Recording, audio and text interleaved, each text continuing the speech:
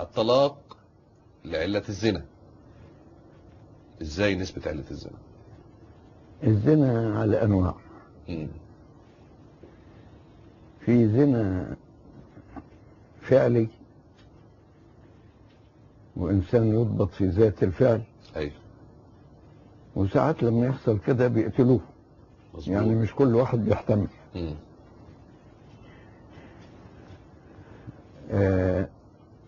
بس دي بالنسبة للرجل، يعني طبعا. الرجل لا يحتمل، ممكن يقتل امرأته واللي بيزني معاها. لكن المرأة ما تقدرش تعمل كده.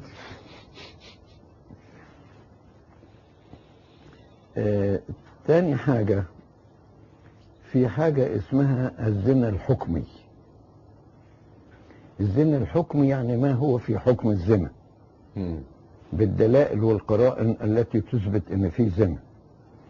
ده بيذكرنا حتى ان في القانون المدني بيوجد حاجة اسمها الموت الحكمي.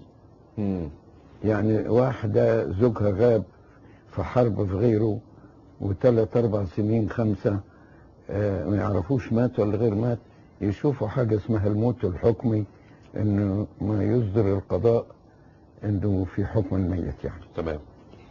كمان في حاجة اسمها الزنا الحكمي. يعني مثلا امرأة زوجها لقى في اوراقها كده ما خدتش بالها ونسيت جواب من واحد بعته لها يقول لها الليلة الحمراء اللي قضيناها وعملنا كذا وكذا، ويروح ماسك الجواب. صحيح ما ضبطهاش في ذات الزنا، لكن فيما يحكم عليها بالزنا. في قرينة او في دليل يثبت وقوعها في الزنا، او ضبط صور. تمام. وفي ناس يعز عليهم انهم يتخلصوا من صور عاطفية، يجيبوا لنفسهم وجع الدماغ ويجيبوا لغيرهم.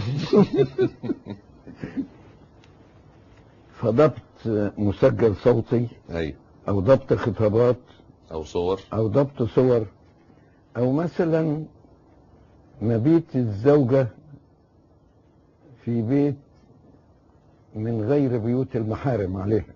ايوه. المحارم يعني بيت عمها خالها غيره، لكن بيت غريب تبات هناك برضه تبقى قرينة او تتمسك عليها. ده اسمه الزنا الحكمي. او تردد المرأة على اماكن اللهو وسوء السلوك وباين من سيرتها. يعني نشوف الزنا الحكمي الذي هو قرينة ان موجود في زنا، حتى لو لم يضبط في ذات الفعل. تمام. وناس مرة قالوا برضه في الكلام اللي بيقولوه الآخرين، قالوا المسيح بيقول من نظر إلى امرأة واشتهاها فقد زنى به. فهل معنى كده ان كل الرجال يبقوا زناها اذا كانوا وقعوا في شهوة؟ لكن هنا بقى اقول الآية بتقول ايه؟ قال من نظر الى امرأة واشتهاها فقد زنى بها في قلبه، ما قالش زنى بها فعلا. ايوه. يعني خطية قلب مش خطية فعل، والفرق كبير. طبعا. طبعا. يعني زي اي انسان يحارب بشهوة ولكن مع ذلك لا يمارس هذه الشهوة. طيب.